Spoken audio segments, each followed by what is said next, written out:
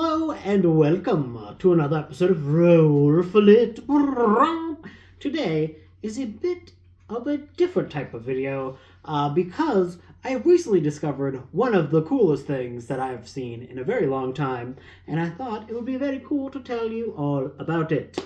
So, this is all about a current fundraising campaign going on, which is literally called RPGS for Trans Rights, with all of the funds going from, all of the profit going to a trans rights advocacy groups in the state of Idaho.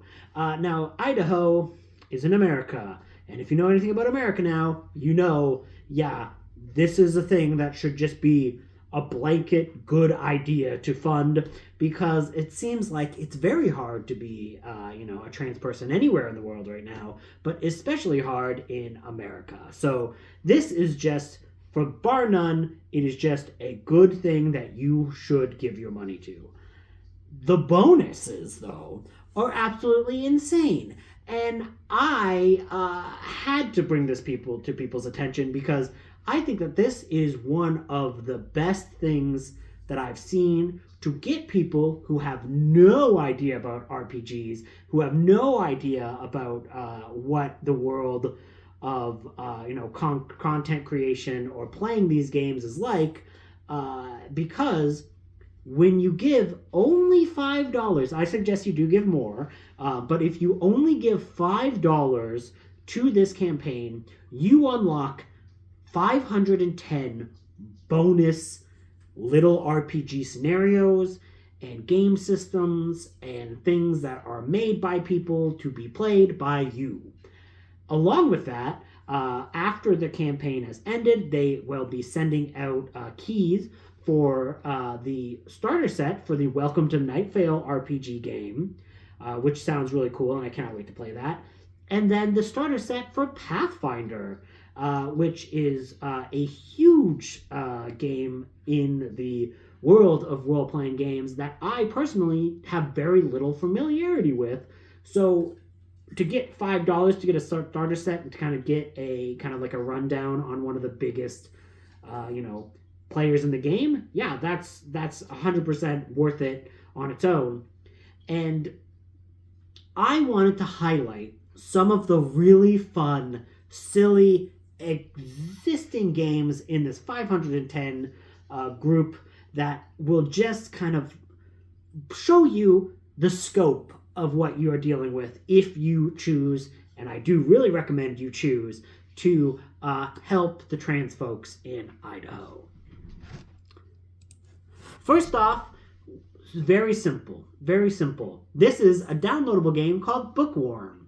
Basically, Bookworm is a micro pet simulator where you care for your pet by writing. If you're a person who likes to write and likes to gamify your writing a little bit in a way that kind of will get you to get out your pen and paper and actually write some words down, this could be a great thing. Basically, you get a little doodle and you make your own pet, and if you write 200 words a week, you get an extra treat. Your pet survives another week. And then every time you fail that, their health goes down, and it's basically a fun little game to just get you writing. If you're a person who has a creative mindset and are looking for just a fun little exercise to help you be creative, this is an awesome idea. And that is called Bookworm. Next up, Restful Actions. If you are a person who runs a whole lot of role-playing games as a DM, which is a dungeon master, this seems like something that is an incredible tool. It has great artwork. First off, the art in this looks really, really fun and cool and really seems to have a fun layout, but it is all about giving you ideas for what to have your players do in between big events and big set pieces. What does it look like to just live a day in the town? Let's go shopping in a town. What is it like to just, have some downtime in an inn? And the idea is to expand on your repertoire for just normal life things that your characters can go through in between the big dungeons and big events of your campaign, which is just an incredibly useful tool. Next up, one that I really like, and one that I think is a really fun alternative style for RPGs that I had never heard of, and I actually had to go kind of like take a look and research it, and that is journaling RPGs.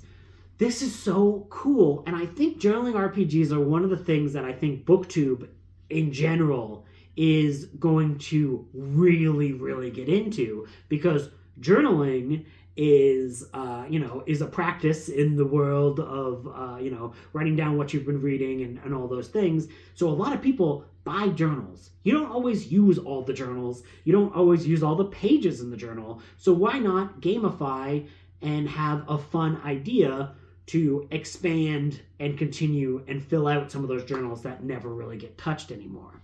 Basically, a solo journaling RPG game is kind of like creativity exercises in a way, where there is an experience that, that to start out. This one in particular is called The Cat in the Castle, where you play as this beautiful cat. Oh my gosh, look at the artwork of this cat. Oh my god, it's so pretty. You play as the cat, and you explore a castle. And how you explore the castle is there are a number of prompts, and there are a number of, little things to get you to creatively write out how you would explore the castle. So this is really a really fun creativity exercise to kind of create a story where there are little prompts to kind of like guide you through the story and little gamified elements, but a lot of it is dictated and come up with your own imagination. I know in the world of people who use ChatGPT, using your own brain and your own imagination to try and solve a problem is not the most popular thing for people who suck. But if you're cool and you want to be creative, you should definitely look into solo journaling RPGs, and The Cat in the Castle looks like a beautiful one.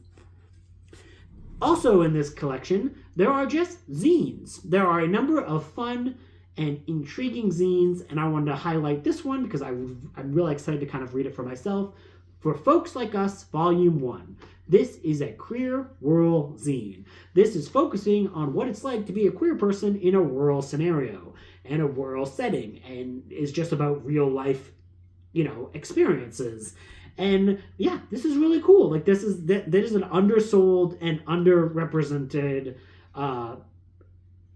output for a lot of queer people, because if you're living in a rural community, a lot of people who are in the city will be like, well, they're just all Republicans. There's like big, giant, sweeping generalizations about people who live out in the country and exist in a rural scenario and a rural setting. So yeah, this just seems like a really no-brainer and a great idea. I have made a zine of my own before, so I always love to highlight when other people are making creative zines. And yeah, if you don't know what a zine is, it's basically, a zine is a magazine just made by a dude. There's no company creating it. There's no professionals who are being paid for it. It is people who are kind of doing their own creative outputs, and they make a magazine, and they just call it a zine instead of a magazine, just to kind of show that it's the people. It's the people. Another one that I just think looks super fun is Spliced, a solo VHS horror RPG. Hell yeah. And it's just you have to survive a trashy slasher flick on your own, and it just sounds like a super fun idea. I love solo RPGs because RPGs I think are great in a group of people, but you don't always have a group of people. Some days you'll just wake up and be like, I want to play an RPG thingy, but I don't have anyone around me. So like, how can I do that on my own? Well, there are a number of really fun solo RPG styles. This is one of them. Spliced. Ooh. And I'm, of course, a horror fan. I love VHS and, old, outdated media. So the idea of kind of a found footage-y, you're trapped in a trashy 80s movie, it just sounds like a great idea. Dungeon Date Delves. This is about dating in dungeons, where you kind of go through encounters and you can, find a monster, you can romance a monster, or you can, do the conventional, like, fight the monster. But this is kind of like focusing all about giving you the opportunity to maybe create your own monster romances through a very fun, very cute looking game. It has amazing artwork. Again, a lot of these games are really, really cool looking and just sound super fun and super creative and really just kind of gives you a huge example of everything you can do with an RPG setting. So you want to create monster romances? There's one for that. Here's one that I love. You are dogs playing poker. This is just a mod.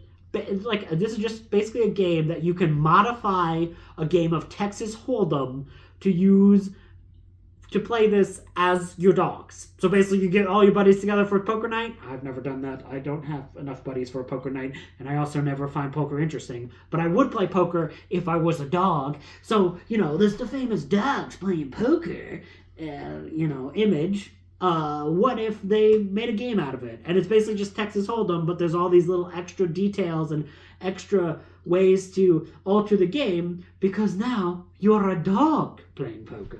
This is not your daddy's poker. This is your dog's poker. I don't know. Fantasy Forest. This is a pen and paper RPG that's inspired by Animal Crossing. Hello. This is a no-brainer. Another no-brainer. If you just want a cozy, fun little fantasy game, this sounds amazing. Fantasy Forest. And again, all of these you can get for just $5. $5 that goes to a good cause. Significant Otters. Significant Otters. This is an otter dating sim. You're an otter. You're trying to find another otter. And you're trying to find love. Come on. Hello. Come on. Hell yeah. Probably much better than my actual love life. If I was I wish I was an otter. It sounds great. I don't know much about otters, but I know they're cute. Things that I just find like a super fun little log line that I'm excited to explore. Janitor Squad. Janitor Squad is a survival horror TTRPG set in an alternate reality, 1980s East Germany. Sold. I really want to see what that is. It sounds awesome. And yeah, East and West Germany is a great setting for like a horror RPG. Here's one that's just so silly that just sounds amazing. A damn fine cup of coffee. A David Lynch tribute. In the depths of the Red Room, there is a coffee machine. Generate coffee, rolling 1d6 per category. Meditate on the outcome. Add it to your routine. Brew as instructed every morning for the rest of your life. A tribute to David Lynch. Yeah, this is just a game where you create coffee and meditate on it in a reference to David Lynch and a love letter to the poor dearly departed David Lynch. Monster Camper. You play as a character who is a monster at a summer camp. And I think you just hang out. You're not technically evil. You're just a camper who also happens to be a monster. And it's got super cute artwork, super fun idea, and amazing. This one sounds amazing. So another fun addition to, just playing a role-playing game is something like this. Dinner in Quiet Arcadia. Now, this is basically like it's not dinner, it's a diner. Diner in Quiet Arcadia. You are a diner owner, and people just come in and they tell you horrible extraterrestrial cosmic horror-y things that they have experienced. Basically, you run a diner in Silent Hill, but nothing crazy happens in your diner, but around the diner and people come into your diner have crazy elements and things that happen, and it's kind of like a free-form storytelling RPG where you kind of like create stories and get really into the ins and outs. And what's fun about this is that this uses a tarot card system. So if you get a tarot card, if you have a tarot deck, you can use the tarot cards to play this game, as there will be various, prompts to do with whatever card you're pulling on the tarot. Just another fun experience and a fun idea to go with RPGing. There's so many options. You can use cards, you can use tarot cards, you can use dice, you can use your imagination. Here's one. I didn't know that this author, I don't know why I call him a character, he might be a character. There is an author whose books that I've read and quite enjoyed that it has a RPG in this collection. This is Slasher by Bracken McLeod. And I've read Bracken McLeod's novel Stranded, which is just a great horror novel. I did not know that he made, RPGs. And one of the things that's really cool about this is that it is a slasher RPG, where you can either be like the survivor or you can be a slasher, I'm not sure. But it's all about a female slasher villain, and it has awesome artwork, has a really cool idea and theme, and is written by an author that I know and I enjoy. So I'm like, whoa, I had no idea. This just opens the possibilities. One that has to be played, I cannot live the rest of my life without playing, Guy Fieri's Bisexuals.